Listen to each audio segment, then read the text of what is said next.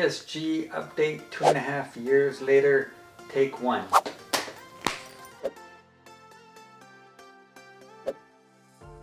Hello. Hello. What is your name and when was your surgery? Well, my name is Jen Bailey and I had VSG surgery about 2.5 years ago. That was March 7th, I believe, of 2021. So in these 2.5 years, how much have you lost and do you expect to lose more? I would hope to lose more.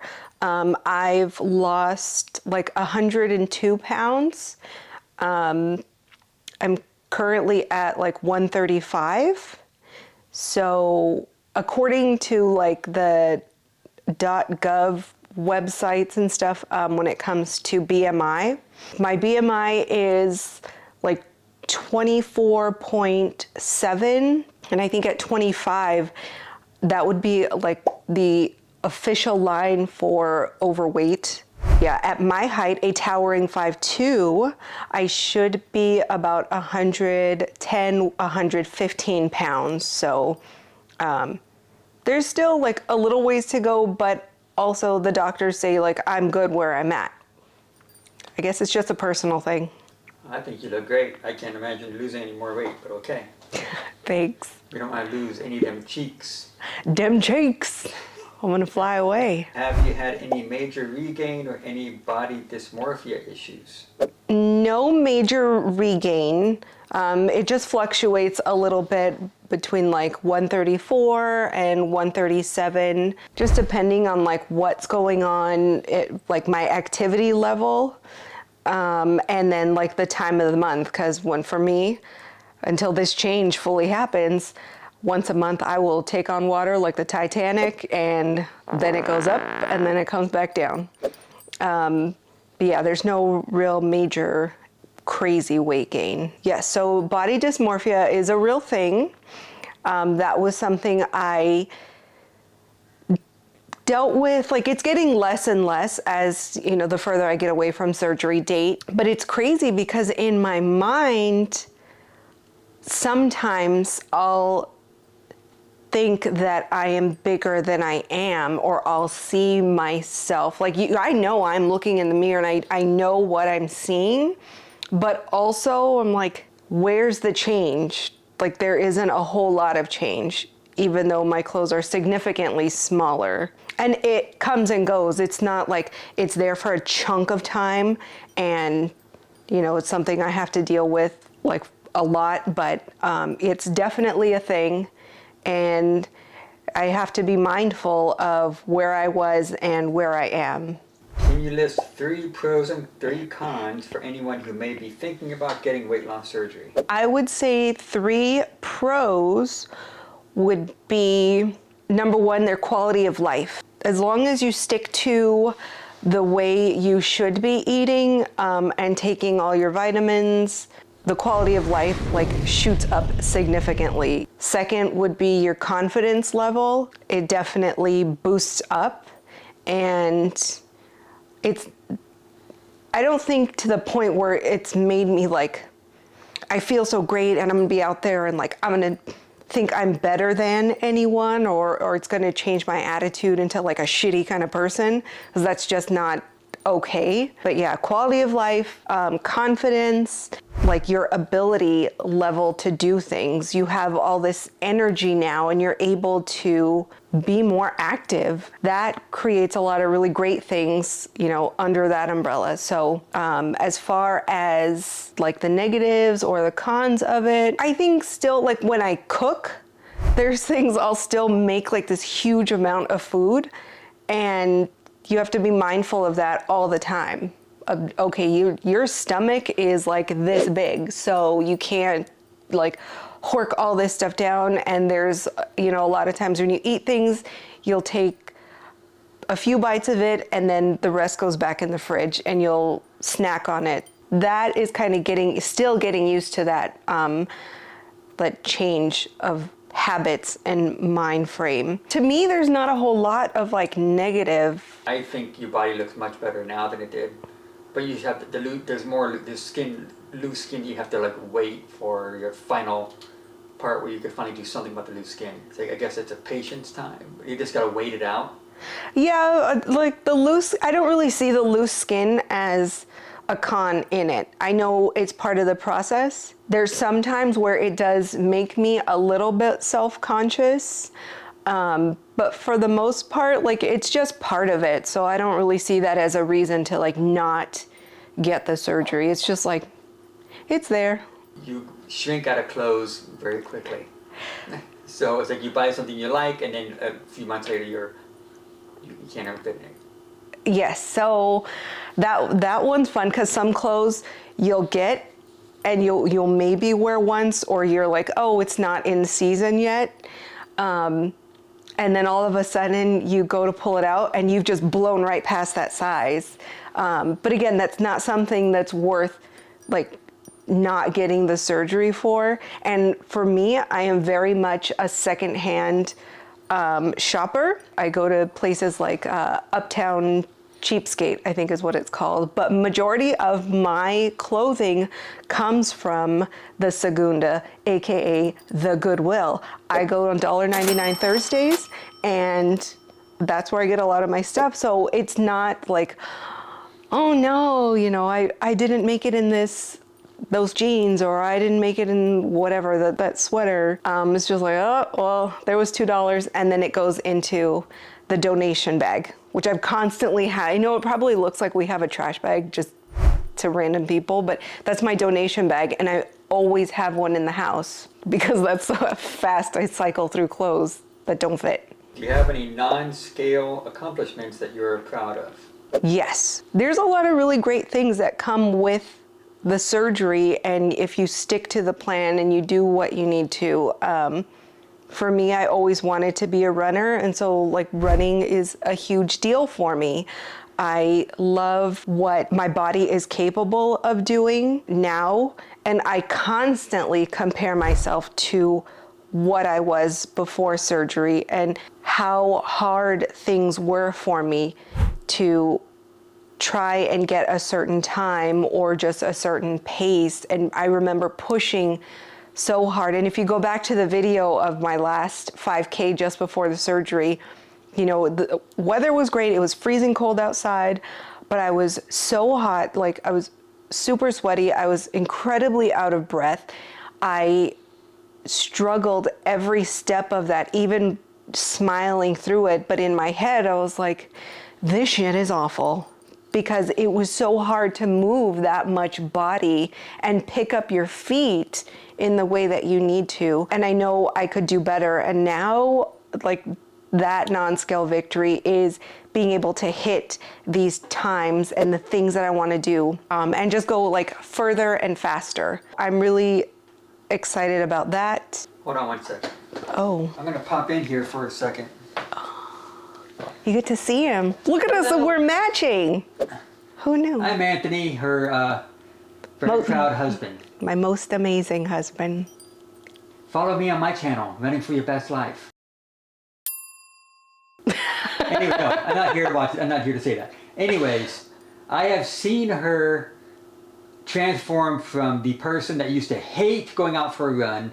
I've literally picked her up sitting in a pile of dirt one time because she bonked on a 12-mile run. I think she got like 8 miles into it or something. Yeah. And now she is going from something that she could easily do 20 miles. Well, not easily, but she does it. Like in this last marathon cycle, I was literally watching her Strava beacon do a full 20 miles when it was pouring rain outside.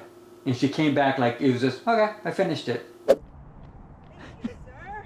And you look fresh. I feel really good.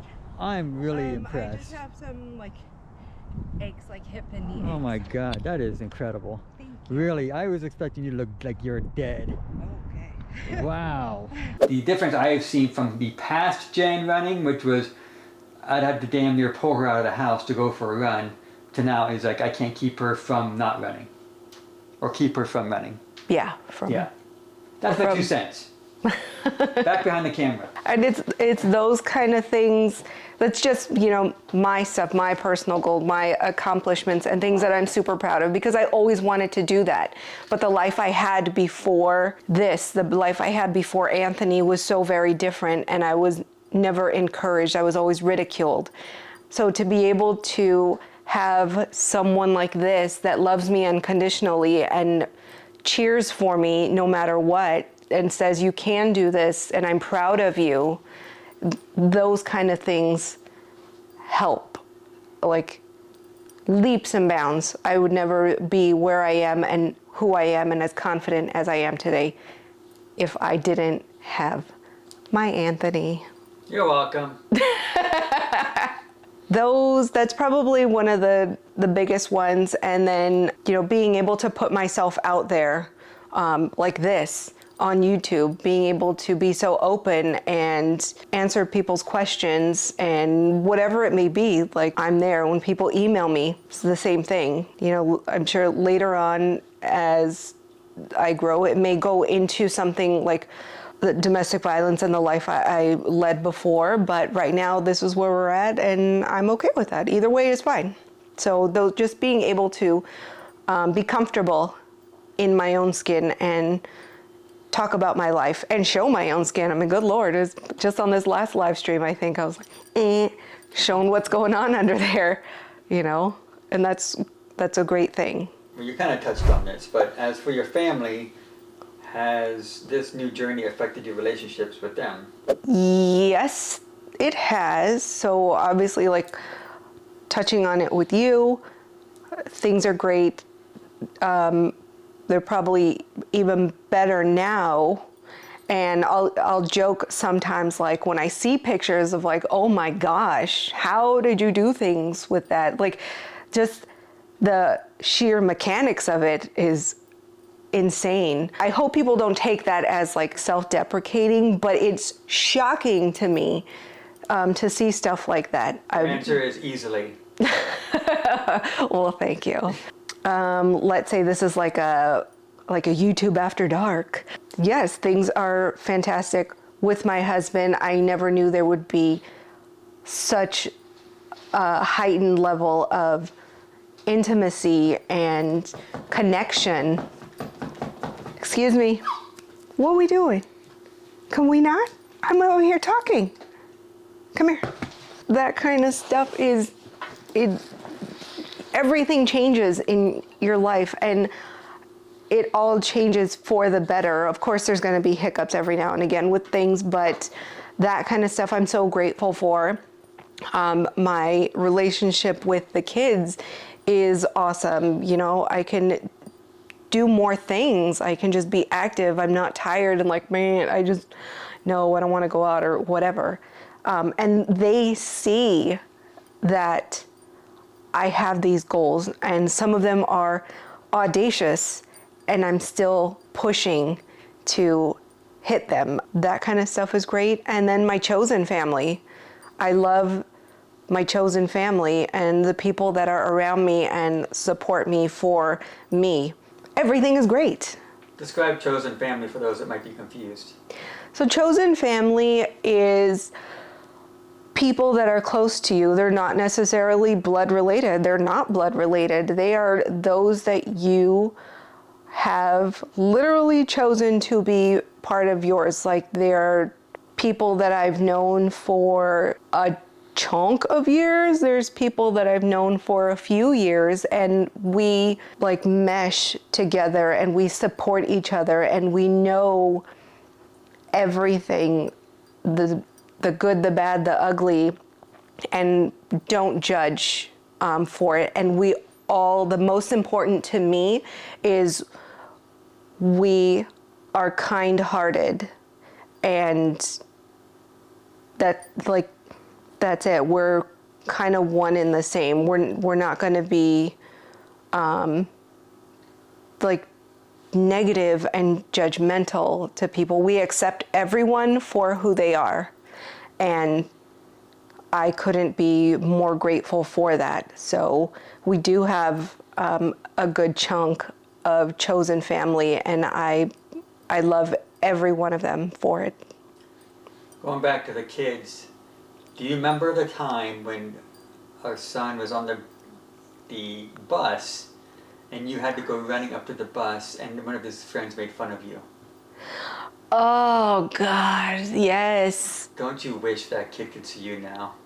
Yeah, well, kind of. At that age, I don't know any better, but yeah. Yes, so I know, we all know, when you're kids, you're truthful, and it's not necessarily out there as like mean-spirited, but they're just like truthful, and they don't understand yet that words can really hurt someone. And yeah, my son was going on a field trip.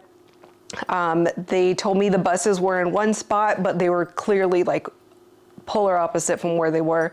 And so I had to run to catch it before it left. And I was like real chunky. I had to run across the grass. And so it was me. That was it. There's nobody else around me. So all eyes are on me going from like the school gymnasium across the grass to the outskirts of the street there. And yeah, his little friend was like, oh my God, like she runs weird, or, you know, whatever. Something to that level of like this little fat thing is like,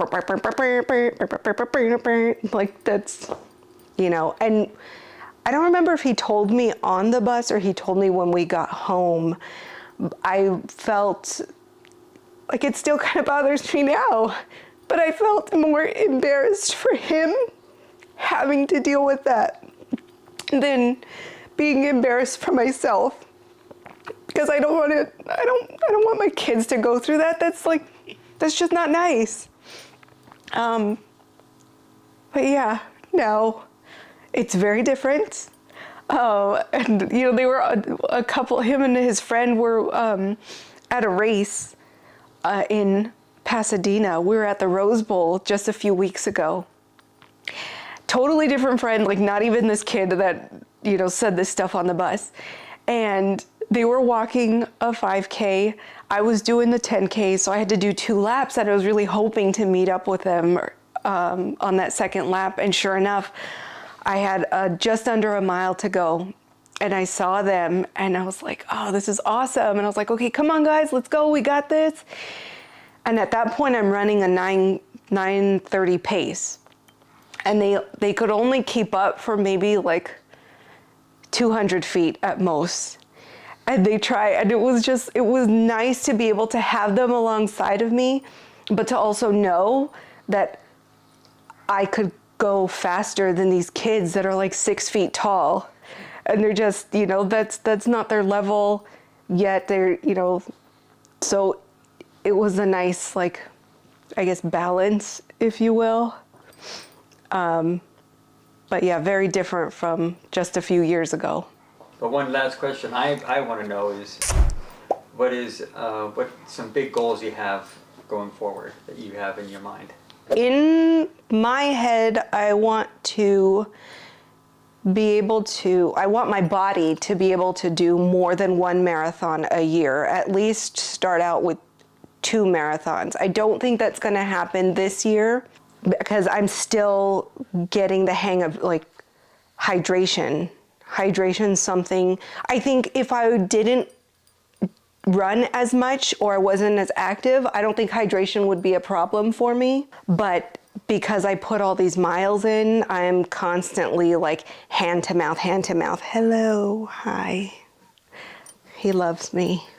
This is my baby dog. Doing 2 marathons a year starting next year is something I really want to do. Yeah, I know someone that is an inch taller than me, and they can run a marathon in 2 hours and 47 minutes. You know it down to the number. Wow. Oh yeah, because it's so close to me. And so for me, that gives me hope. That's not going to happen next year, and probably not the year after, because there's still a lot that I need to get in check with my body, my hydration, my nutrition. That's one of the bigger goals of doing that. And, you know, being out there, being more than, like, I love being a Los Angeles Marathon ambassador. That's such a big deal for me. And to be able to be out there and share that with everyone. But I want to be faster and bigger and show that, look, even with this tiny tummy and these little baby legs, like, I'm gonna do things. I can do things. So with that said, if you're watching this and you're unsure of making that jump into the VSG surgery, I would say if you're able to, then go for it. I would hope that you have that support system around you, whether it's a life partner, close friends, or even your furry friends. Somebody, you know, it's worth it. For me, it was absolutely worth it. There's not enough negative things that have come from it that have ever made me think, oh my gosh, I never should have got it done. You listen to the specialist, do what's needed. It is hard work. It's not an easy fix. It is a tool. Start your journey. There's going to be great things along the way for you. And, you know, if you need someone to reach out to me. You can go on my social medias, DM me, ask any kinds of questions. Trust me, I am an open book and there is nothing off limits here. Thank you everybody for watching. Thank you if you're new, I appreciate you. Thank you if you've been following me, I appreciate you. And yeah, until next time, if you haven't subscribed, please subscribe. Hit that like button. But as always, sending light, love, and happiness.